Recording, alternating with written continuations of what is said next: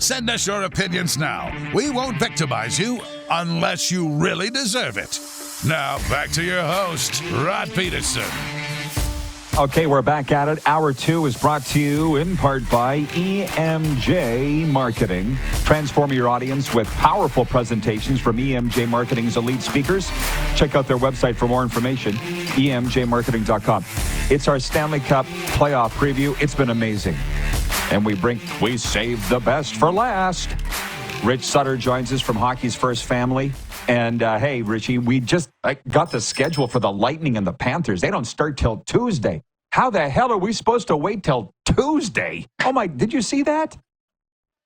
Well, you get the Blues and the Jets, and you get Colorado and Dallas. So our appetite gets whetted a little bit.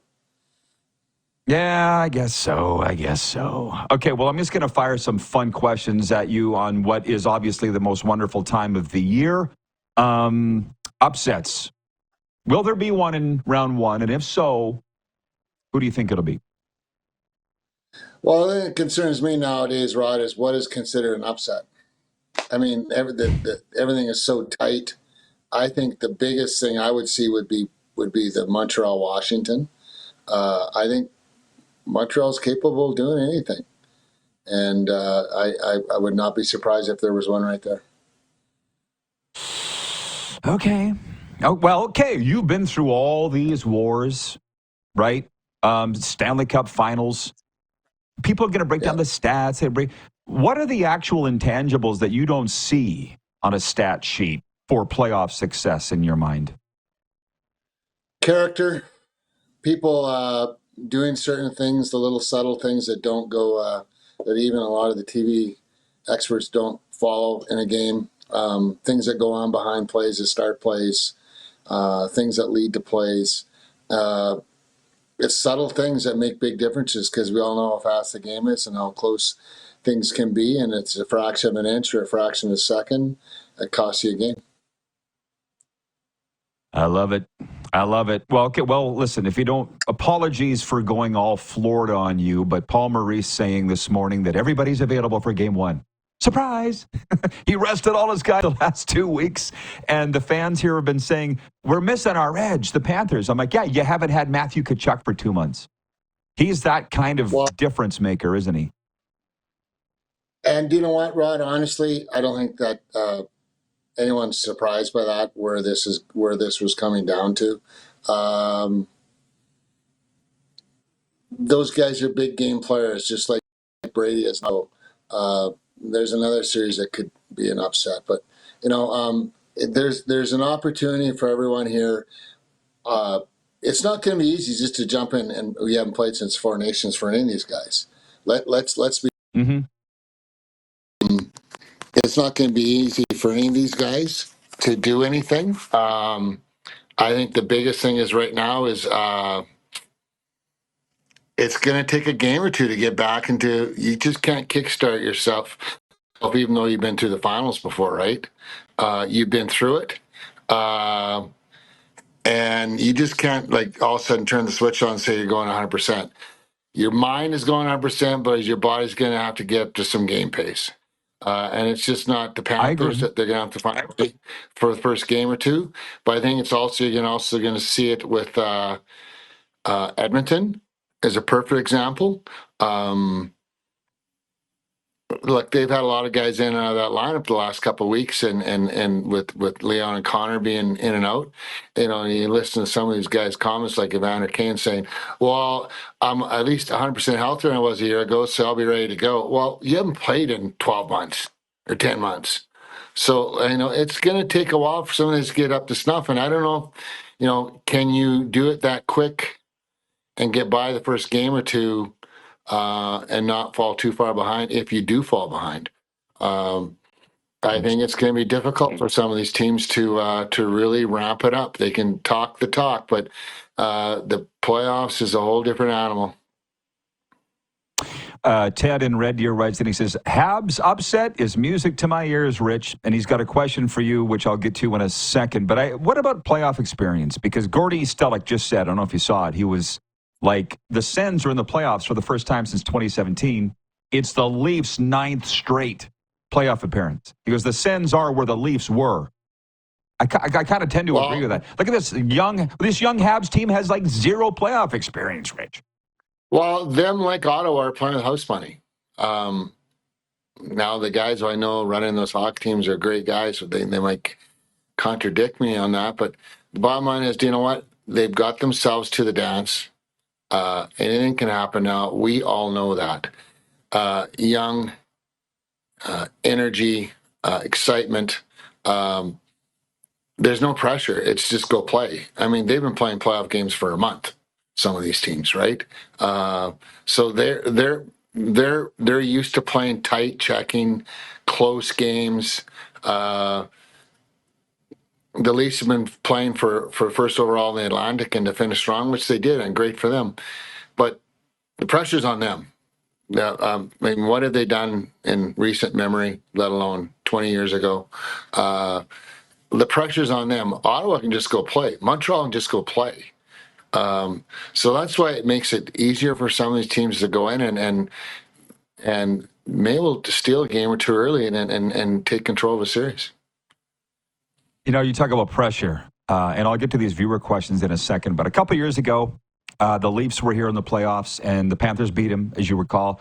And I saw the looks on the faces of the Matthews, the Marners, the Nylander. They were just robots. They were stunned. I thought it was the pressure was getting to them. But now it's all the same guys. I feel like they're pretty battle-tested. Or is the pressure still too great? Is that something that you could ever handle successfully, do you think?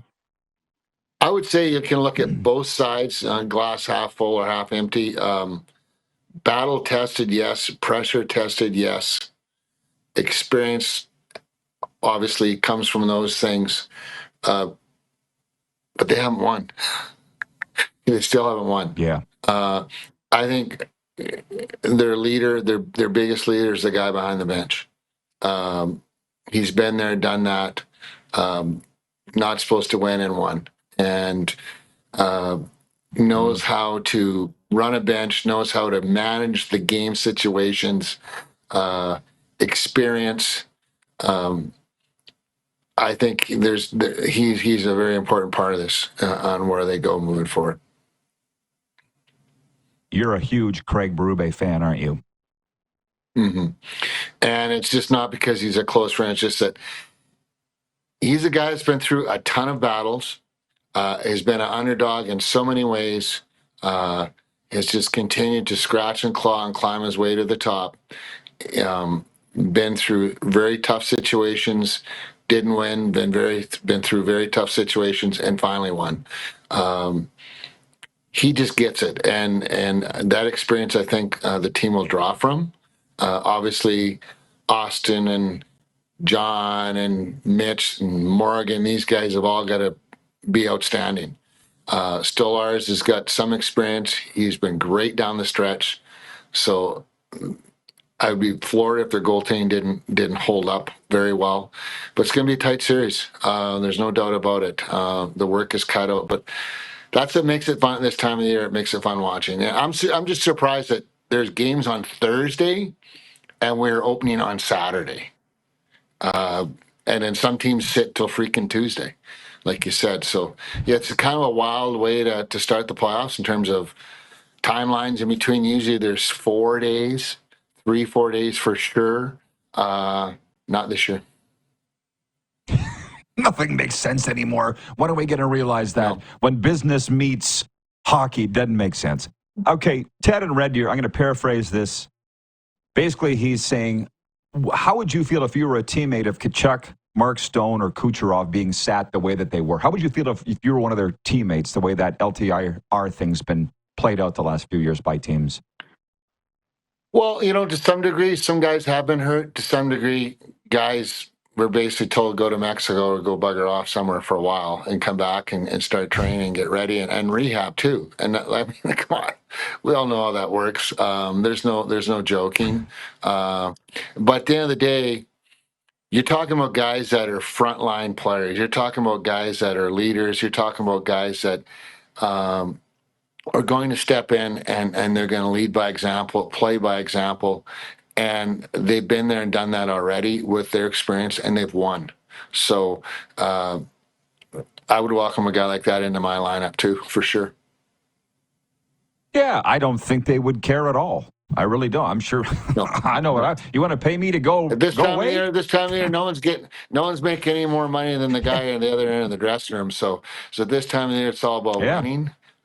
If anything, there's the one common goal in the whole locker room amongst 23 or 25 players, whatever you're carrying now, come playoff time.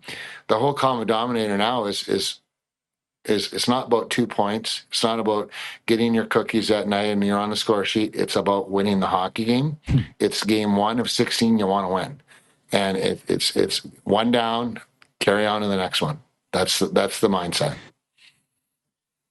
I'm asking the hockey guys, of which you're the hockey guy of all hockey guys, how you feel about changing the playoff format, because I'm hearing it in the press box all the time here that they need to change it to 1-8. Gord Stellick just agreed that they should do something. What do you think? I agree. I think it's been a topic of conversation that's been shot down for far too long. Behind closed doors, there's got to be some conversation moving forward. Look, the common excuse is, well, it's travel, it's time zone changes. Do you know what? These guys fly in first class airplanes. They eat, sleep, train like elite athletes with nutrition and their rest. I think time change is a hell of an excuse to get around it if that is indeed being used, because it has been thrown around. And the biggest thing is also they talk about rivalries. Well, do you know what? When you're in the playoffs, who cares who you're playing? If your team is in the playoffs, you're cheering for your team, and it doesn't matter. The other team is the instant rival right away. Yes, becomes a little bit more maybe of a fan frenzy thing when it's, say, Montreal, Toronto, for example. But you know what? At the end of the day, if your team's in the playoffs, you're excited about your team being in the playoffs. Doesn't matter who you play. It's really funny you say that, by the way, because I like the Florida-Tampa rivalries, but they were talking this on the radio here the other day. They're like, who is the Panthers' number one rival? It's been Boston. Why? Because they met them in the playoffs the last 2 years, right? So it's not about geographics. Yes. I mean, granted, they are in the same division, but by the yeah. The only thing that sucks at all is that for sure in the first round, for sure, 2 legitimate Stanley Cup winning teams, or capable of winning the cup, are going home. And that's where I think where we don't like the one, you play who you play, where the format is now. That's where I like the 1-8 or 1-18 for that matter, 1-16 for that matter. That's just difficult because teams build their rosters to win a cup. And irregardless of how you finish in the standings, just so happens this year, there's at least 4 teams that are playing each other in the first round that can easily all win the cup. And 2 of them are going home in the first 10 days, 2 weeks. Yeah. We could do this forever. The chat. Look at the Bruins. Speaking of the Bruins. Forever. No. Topics. I got a million for you. Like the Bruins. 2 years ago, it was the greatest regular season team in NHL history. Today, last place in the Atlantic, burned through 2 coaches since. What the hell? And Brad Marchand's gone. What happened? I think Father Time caught up with them a little bit. Maybe a little bit of impatience within the areas of the group there, from decision making.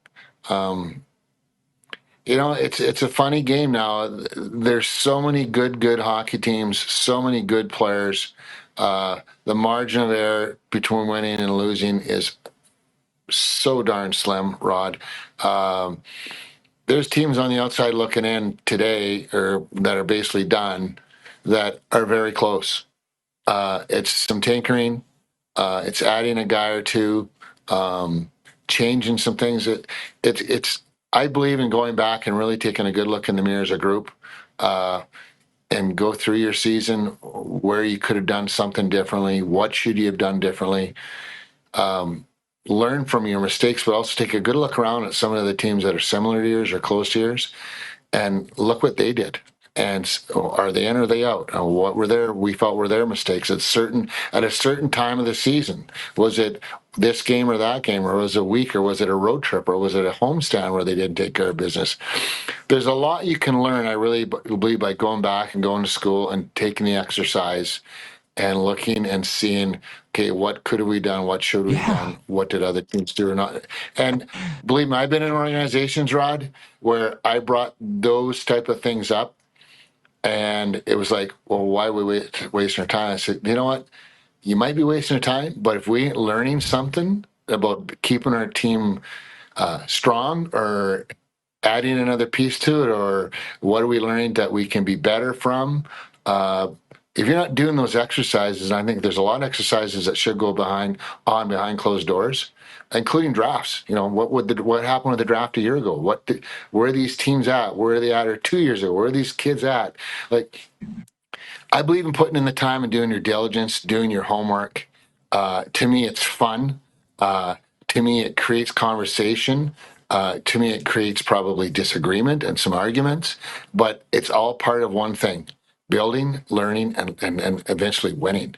And I just believe that. I know for a fact there's organizations that simply don't do that. I know for a fact there's probably some organizations that do.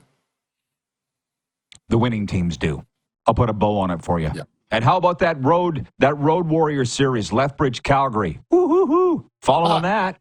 Well, that one's wild. Yeah. Well, you know what? I think Calgary smartened up enough the last 2 nights. They came in here, they kept it tight. Last night's game, I was disappointed in the game last night.